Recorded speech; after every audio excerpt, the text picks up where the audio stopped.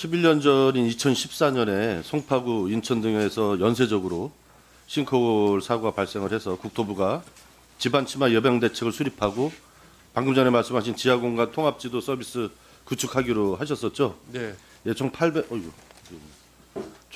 원의 예산이 올해까지 785억이 투입된 걸로 알고 있는데요.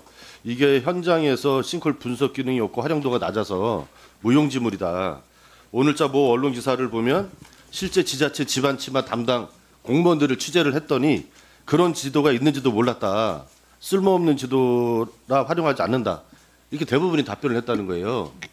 그리고 제가 그건 그 언론이 어느 공무원 취재인지 모르지만 이게 그 관리 부서가 달라서 아마 그럴 것 같습니다. 그러니까 제가 예. 그 데이터를 말씀드리면 인천광역시의 경우에 23년도에 0건입니다. 접속 건수가 그 지하정보 활용 시스템에 24년도에 11건, 올해 1건 했어요. 인천광역시 예를 들면 울산광역시는 2023년에 15건, 24년에 1건, 올해는 빵건입니다.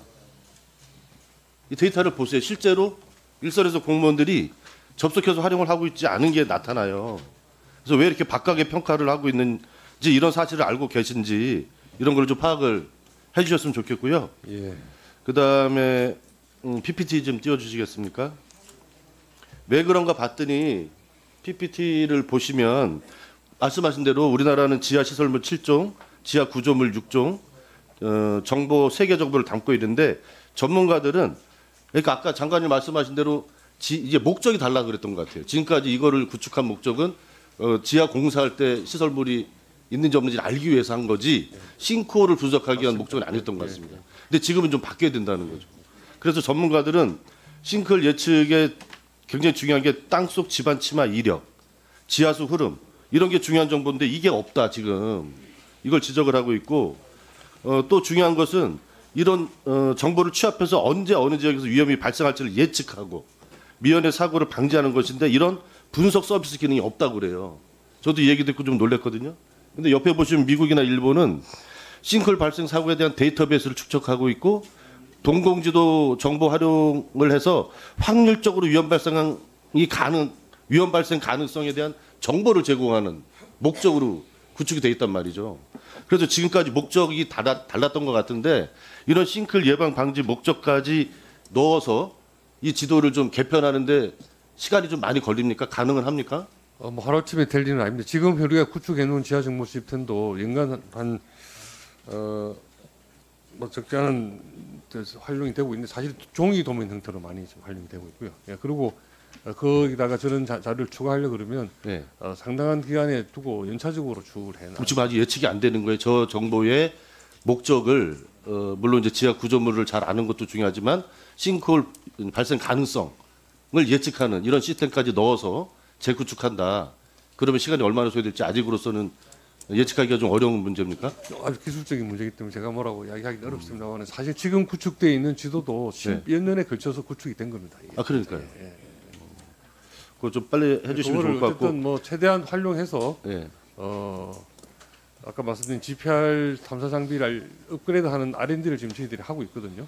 뭐 그런 노력 또 이런 기존에 얼마나 걸릴지 한번 그런 걸 좀 예상을 좀 해서 자료를 좀 내주시면 좋을 것 같고요. 예. 이것도 아까 장관님 말씀하신 건데 서울시가 181개 도로 땅꺼짐 위험도 분석한 집안 치마 안전 지도 이걸 공개하고 있지 않지 않습니까? 네. 근데 아까 이제 뭐 완성도가 높지 않은 것 같다 이렇게 말씀을 하셨어요.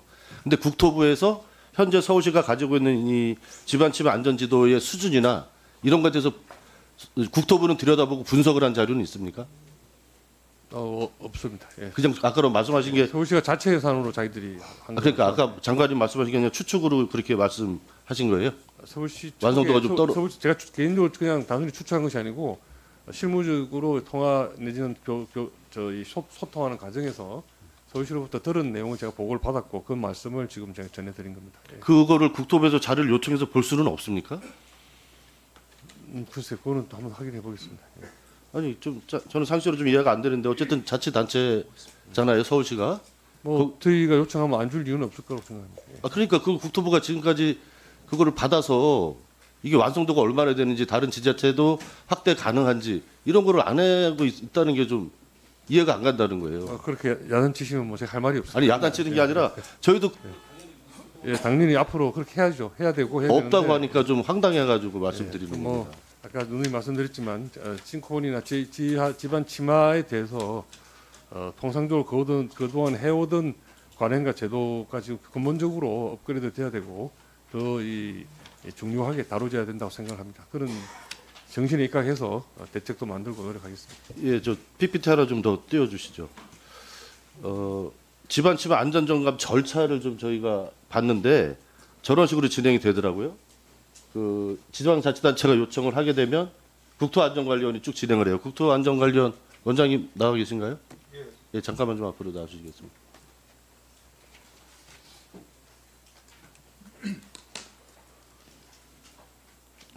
지하에서 공동이 발견되면 지자체에 시정 요청을 하고 강제로 조치를 취할 수 있는 그런 권한이 지금 있습니까?